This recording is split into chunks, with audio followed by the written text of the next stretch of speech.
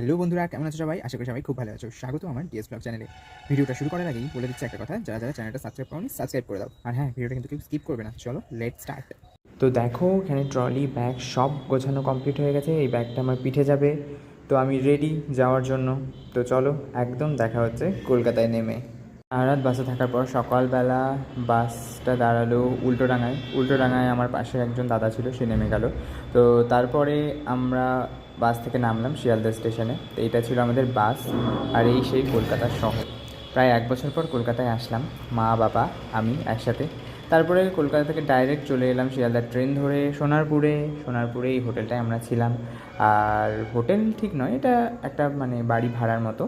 তো খুবই কম খরচে। তো তোমরা যারা যারা সোনারপুরে ডক্টর দেখাতে বা অন্য কোনো কাজে যদি যাও, তাহলে তোমরা এই রুমগুলোতে থাকতে পারো কম খরচের মধ্যে।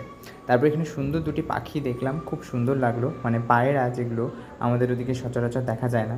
আর এই জায়গাটা আমার খুব ভালো লাগে, আমি আসলে এই জায়গাটাতে আসবই।